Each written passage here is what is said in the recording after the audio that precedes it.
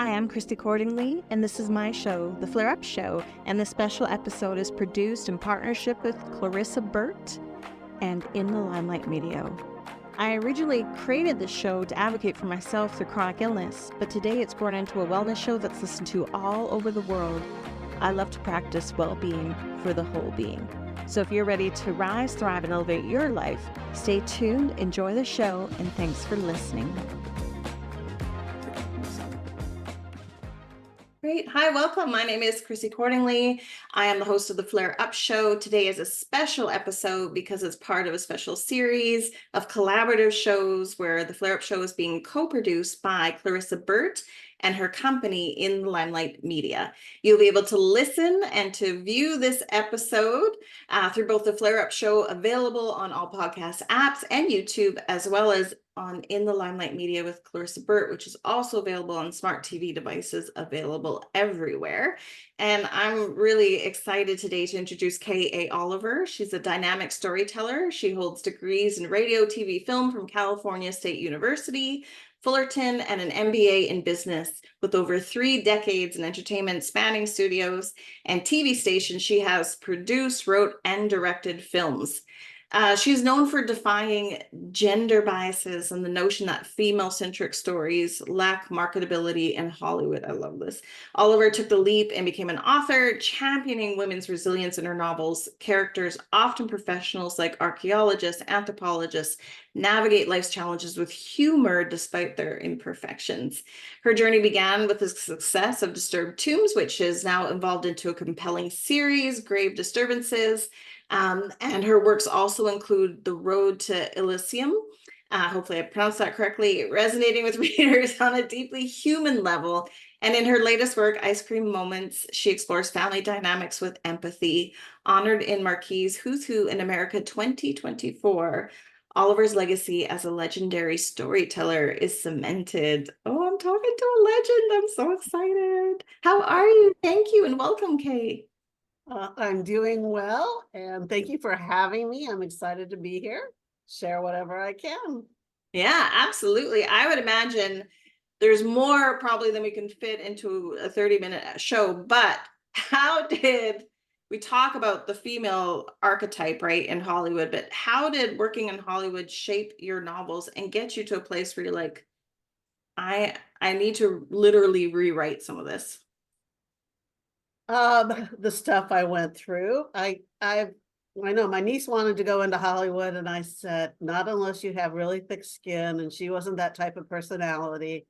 You really have to know who you are. You really have to know what battles you want to fight. You can't fight them all, because even bringing up a point that is unjust makes you as a woman a troublemaker. Yes. So bringing up the fact that my male coworkers are making $20,000 a year more than me was a problem. I'm a problem child. And how did you find out? It wasn't that they were getting paid more. It was, how did you find out? And, everything was turned around on you as a woman.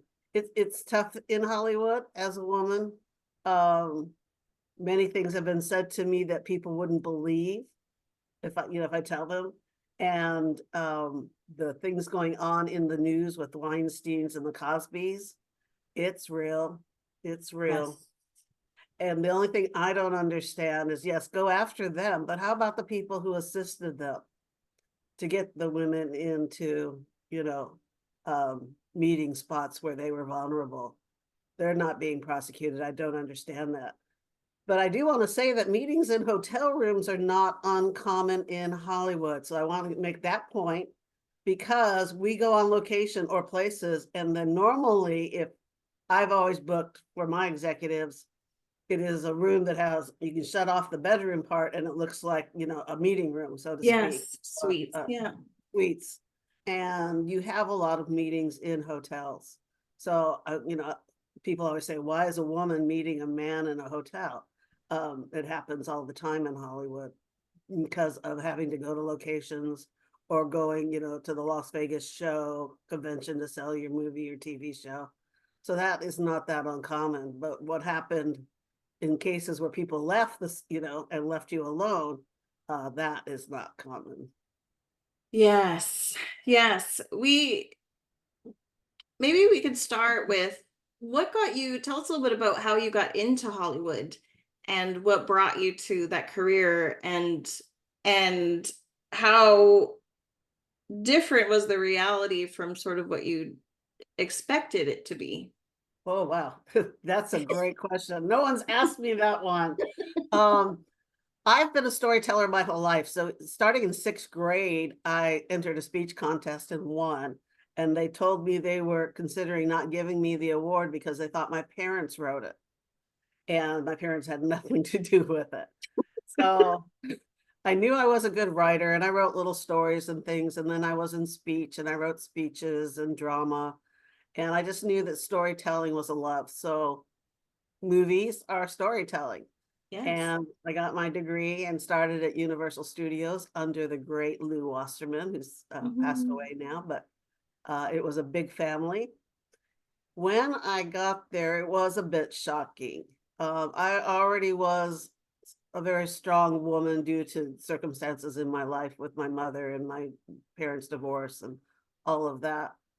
And, it took me a while to be able to speak up, actually, right? Because you don't know how to handle things or do things. And I learned how to do that. And even though I knew it would make me the problem child, or generally women get booted out of a position because you've brought something up, not the guy, the women do. And there were just some things I knew I couldn't tolerate. One gentleman got paid more than me because he had kids at home, and I actually said to the boss, 9 to 5 or 5 to 9. What are you paying us for? And Mhm. things like that. But other things, I'd never repeat here. No, no. I would never repeat here. Yeah, But this is not TMZ. Don't worry. Yeah. yeah, yeah, that's right, right. Harvey Levin. In fact, I know Harvey Levin, but Yeah. there's another story, but for another day. But Yeah. yeah, when I worked at KNBC, he was also there. And I worked for David Horowitz at the time, and Harvey did the legal segment on the news at the time. Yes. Completely different guy back then. No, sort of, but not really. Things But change. anyway, Things can yeah. evolve a bit. So I Yes. wasn't I wasn't ready for all that kind of harassment. I didn't understand why, because I'm female, I'm getting less than a guy. That still does not equate to me, by the way. Mhm. Our IQs are not lower, our abilities are not lower, you know. We have invented a lot of things, women have invented a lot of stuff. A lot of men have taken credit for what women have invented. And it's just, okay, I'm going to fight. It's going to probably damage me going up the ladder, but the person behind me, they'll be a little wiser, they'll be a little stronger. So Yeah. I did what I could. Yeah, absolutely. And stood my ground, ended up leaving one studio for it. But yes, I got breast cancer. I was let go of my job. So I lost my insurance and my income. And when I went back into Hollywood, I had a different perspective after that. And that is what helped motivate me into having creative control of my characters, because I would submit a screenplay or a script and be told it's a great script. And like you said in the opening, I'm sorry, but it's a lead female character and it's not marketable. And I thought, you're dead wrong on that. I know you're dead wrong. And so I took the leap because I've already survived having no insurance and no money, and took the leap and became a writer of my own books. I love that. I love that. I think there is more awareness going around some of the pervasiveness of these issues in Hollywood. We see it. I always think about actors like one of my very favorite actors is Melissa McCarthy, who isn't she doesn't bend to those stereotypes, right? And often when I ask, even just in my life, I'm like, oh, I want to go see that movie. She's in that. The men are always like, oh, I can't. Why? Why? Is it because it's not typical? Because it's okay for a woman to portray someone that's not likable sometimes, right? Like it's really, really interesting how deep this goes. And I absolutely love that there's people out there really working hard to change and doing the hard work. And it's happening. It is happening. Change is happening. People are evolving these industries. We see a lot of this in the corporate world as well, right? With pay discrepancies and privilege in that. So thank you for all the hard work that you do to bring this to light and for using your voice, even if that was painful for you at times. So thank you for all you've done. Thank you. You're welcome. Kathy Bates is mine. So there you go. Yeah, same thing, right? I love her. Disjointed coming is out with probably one of a- my favorite shows. Yeah. Coming out with Matlock. Oh, Love yes. it. Ah, it's gonna be so Love good. it. Yes. I love her. I love her. All the way from Misery, right? When she broke out, like just Oh my yes. God. Yes. Oh, So good. Fried Green Tomatoes. That was one of our films that we worked on. Oh, So it's so cool. Oh, that's awesome. That's also a great film. I love it. Yeah, Disjointed is probably one of my favorites. She makes me laugh and she's smart and punchy. She's just a force, right? she's a force. Yeah, she's And lovely. I think that show, based on the trailer, is going to tackle some of that, because the opening trailer, right, says I'm an old woman and often ignored, which I'm using to my advantage. Yeah. Yeah, I love So, it. I and love we these. do. Hint, hint, Yes. men, we do. Yes, yes, yes, yes, yes. Okay, so let's get back to you because you have beautiful books and art that are doing wonderful things in the world. So tell us a little bit about what your writing style, what can someone expect when they pick up one of your books? What you can expect is an easy read. I tried to keep the word small. I don't like books when you're reading them and you go, oh, I had to pick up the dictionary. What does that word actually mean? I don't like that because it takes me out of the story. So I make sure that mine are written easy read. I like to have very strong female and male characters. They, Mhm. if they're in a relationship, it is respected. They respect each other's professions. They respect each other. Yes. Um, and I like to bring forward different elements of things that happen, sometimes societal issues, sometimes, something else. But I do it where it is within the story and it doesn't overwhelm the story. It is not the main part of the story whatsoever. So I like to do that. And what I hear from readers is not only do they love my writing style, but when they put the book down, they're still thinking about the content in the book. They're still going, well, they raise a very interesting question within that book. Or, wow, the way those characters handled X, would I have done that? And a lot of Mhm. readers tell me the content of the book transcends the pages. And that is just, thank you for saying that, fans. I love it. I love that. It's those are the types of books that people like me will read over and over and over because there's always something new you pick up or a different perception, even though you know the book inside and out. Yes, Yeah. yes. I love those types of books that really get you thinking. And also too, I love that it's in there, but it normalizes, right? Is really what you're saying is you're putting the things in there like if the world looked like this is just normal, right? So it's not the focal, it's not the purpose of the book, but it's just making it normal. And I love that. I love that. I think that's sort of like what Schitt's Creek did, right? With some different other issues when it came to inclusivity. It wasn't in your face. It was just, this is just a world without fear of people that are different than us, right? That's it. Right. And Absolutely. that's Equalizer exactly, does that as well. Equalizer with, Queen yes. Latifah does a beautiful job of that. Yes. Yes, yes, Equalizer. Yes, yes, yes, yes. So I think we sort of touched this, but let's make sure that's what you meant in the beginning was what made you leave Hollywood to take the leap in being an author? Because I'm sure you also enjoyed the acting and the performance and the production, but writing has definitely become your passion. What made you finally take that leap and move towards the So keyboard? the words that women aren't marketable really made me take that leap. I had a story in my head that I had not shared because I had not written a screenplay for, or sent out, because it was mine. I wanted it. That was my first book, called Disturbed Tombs.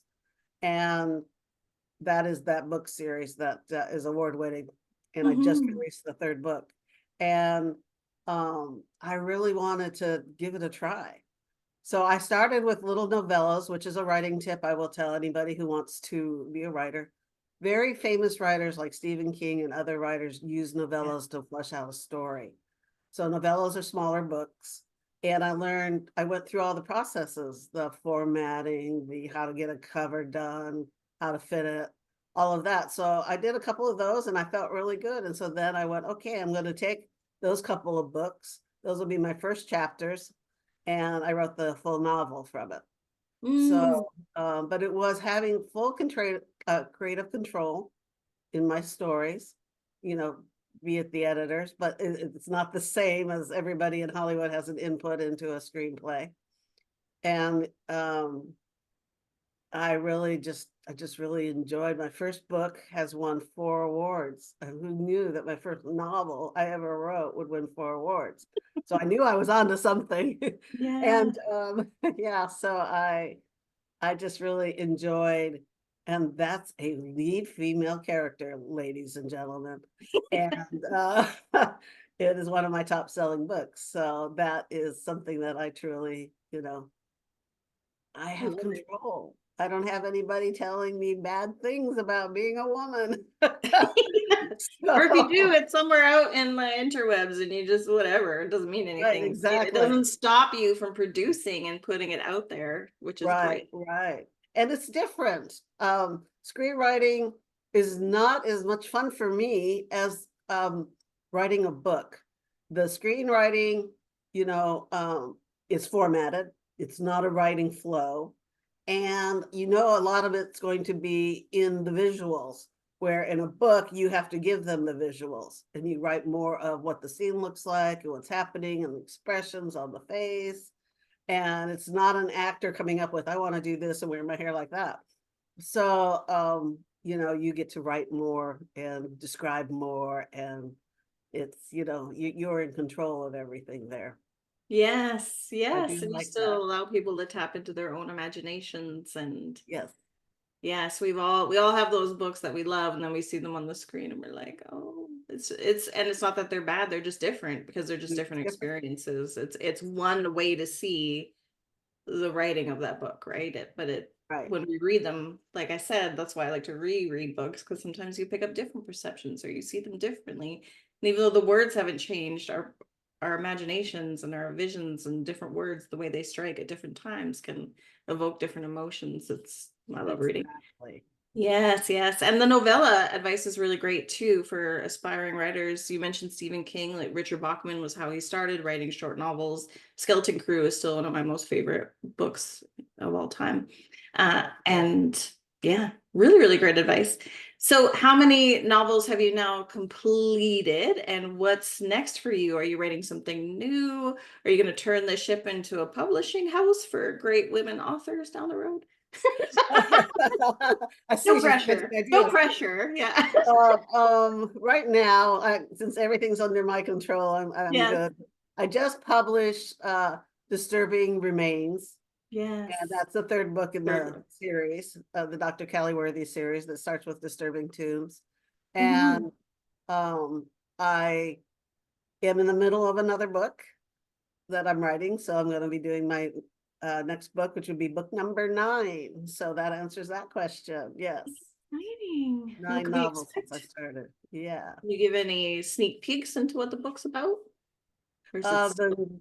the next book is about a woman who works in an accounting agency, and she oversees big clients. And a client is charged with wire fraud and money laundering, but Mm. she has to solve it. Oh, I love it. I Yeah. love it. I love it. I love it.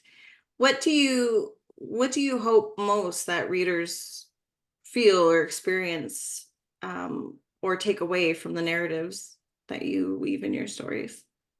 Normally it's hope. Road to Elysium is the strongest one that discusses hope, finding hope, getting hope back, charity and helping others, supporting one another. That's how my characters react, when one has a problem, the other one support, another character will support them, and without judgment. So that is important, that, we all go through things, we all have imperfections, my characters have imperfections, and humor is a great way to, just enjoy life, and you have to laugh every day. So, so I make sure that's in my book. I don't, you think something horrible is about to happen. I don't foreshadow. I warn everybody now, Spielberg taught me that.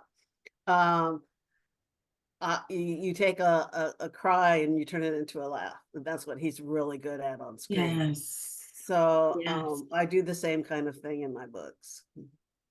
They do. They go well together, right? It's sort of that roller coaster, and laughing is such a great way of like just experiencing what it is to be a human. Things don't go right. Things do hurt things, but it's sort of wild when you think about us floating on this rock in the middle of space, and we're crying over a tire that burst on us, or like it's just such a wild experience that you have to laugh. And there's so much joy in the everyday little things as well, that yeah, that we always have a good laugh. Can I There's share? very, yeah, exactly. There's, after going through cancer and trying to figure out how I was going to live and survive and not get kicked out of my house and become homeless, Yes. your priorities change, and you know what is worth fighting for and what just, that's not even worth my time to, No. fight over or discuss or whatever, because, and that really just lets you relax and understand that there's a creative way to get out of everything, even that blown tire. There's a creative way to get out of it. And, if you stop and think, and, people say, look for the silver lining, but there's a creative thing that can happen. You don't know. You might meet somebody you wouldn't have met if you didn't have that blown tire. You just don't know. So, Absolutely. I, Absolutely. so yeah. Out of your experience with your health, with the cancer, as you look back now, what was like, oh, that was the blessing in all of this? Oh, I can tell you that right away. My mom was kind of a narcissistic individual, so Mother's Day was never fun for me. Couldn't find the right card because she did none of that loving, supportive stuff. Yeah. And I therapy. Yep. Yep. I get it. But one of the things that you can't do with a narcissistic mother is ask for help, because everything's about them. Oh my gosh, you're burdening me by You're gonna asking swoop for this. in. You're a Yeah. weak person for asking for help.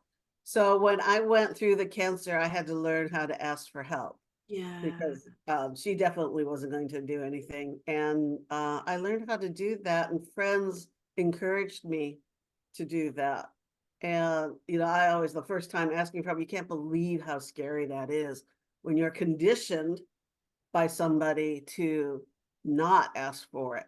That, it's a sign of weakness. It's a sign of you can't get things done. And that is not true at all. There are people who might use people by doing that a lot, but you know what? We all need help at some time, and also taught me to help people more freely. Here, let me just do this for you. I don't want nothing in return. I'm not expecting a payback. I'm not expecting XYZ. There is no hooks in me helping you. So that is what I got out of that, besides my own strength. You are a real like generational circuit breaker. Like you are really, really doing some good hard work. You're Yes, Thank you. absolutely. I'm gonna Yeah. just keep saying that thank you, because I'm really in awe. It is hard, and especially when we think about some of the stereotypes, even in entertainment, with if a woman needs help, she's the damsel in distress and needs saving. But that's not what you needed. You just needed support and systems and structure. So there's this dynamic that has to play, like in the mind too. Like, I'm trying to be a strong woman, but how do I ask for help? And it actually takes strength to ask for what you really need. And you didn't want saving, you just needed support. You Correct. needed Correct. community. And that's what we really need is community more than a savior on a white horse, right? Right. That savior comes with a lot of rules and regulations.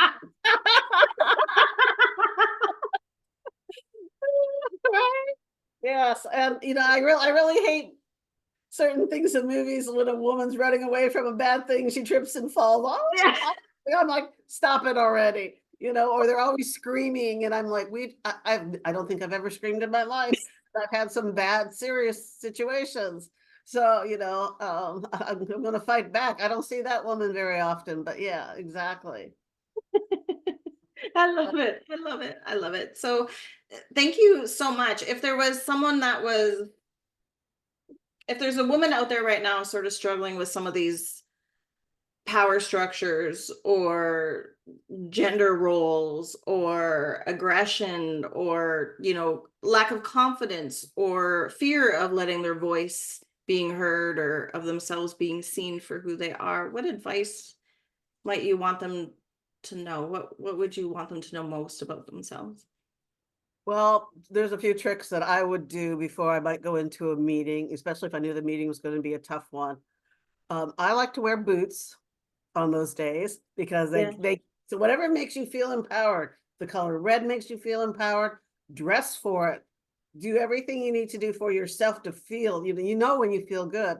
And then think of a time in your life where something really fabulous happened.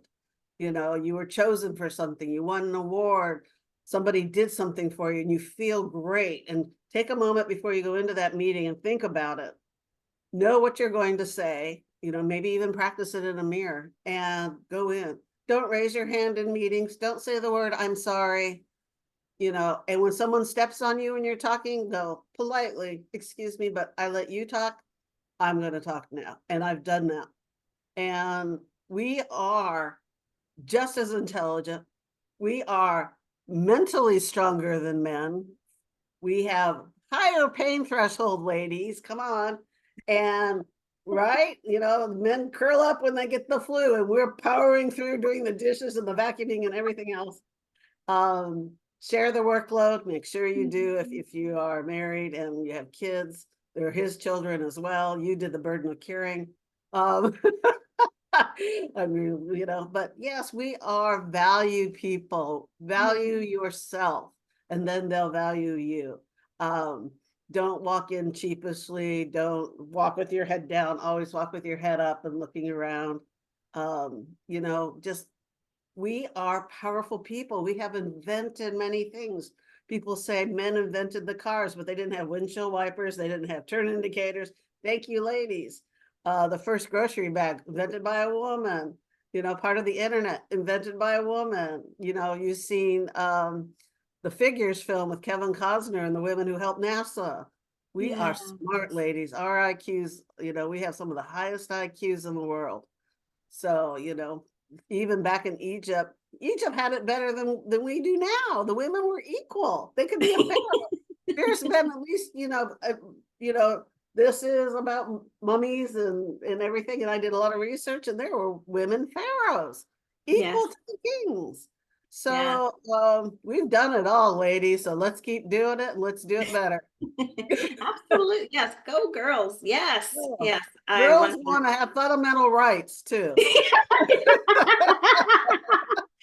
Amen. Amen. Yes. I love it. That's a great place to leave off. Just yes, know your worth. You have the right to take up space, and it is okay to speak what you need to say. Your voice needs to be heard. So imagine if everybody spoke the genius that was inside of them, how enlightened the world would be, right? Yes. So don't let anybody stop you from sharing what you know, right? Yes. We do know. We do know. Yes. And don't sell yourself short. And everything you do with the intent of love. Can't go wrong. Mhm. Yes. Yeah. Love is everything. I Yeah. Love agree. yourself. When you breathe, you're replenishing your lungs. So do it with love. Breathing in love. You Yes. can feel that, huh? Yes, of course. Yes, of course.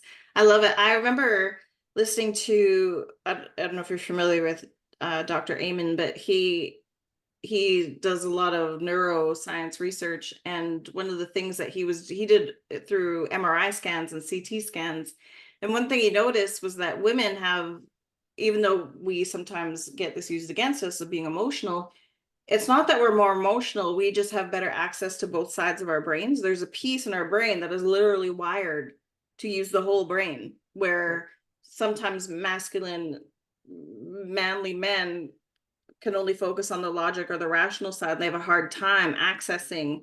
So we're actually wired for a reason to be able to see things on both a logical and an emotional level, and it's actually an advantage, not a disadvantage, Yes, which is sometimes what we're told.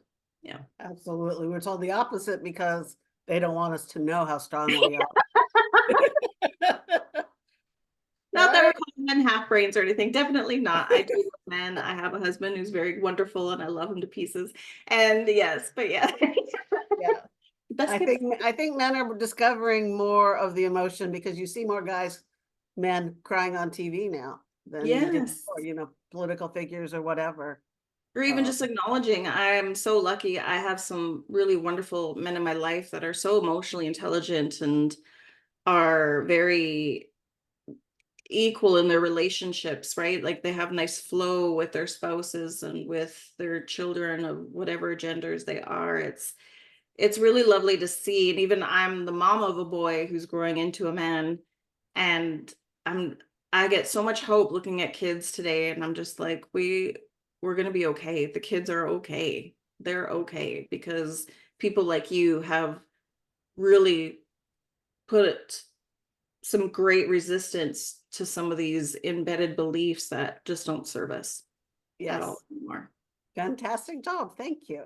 Thank you. Thank you. Where can people find your books, Kay? They can find them either on Amazon, and you have to have the A because there's other writers out there with similar names, but you can go to you can go to my website, which is my name, Kay Oliver, OLIVER.com. Beautiful. We'll do that. And I hope everybody picks up your books. Thank you again for your time today. It's been absolutely lovely speaking with you. That's been fantastic. Thank you.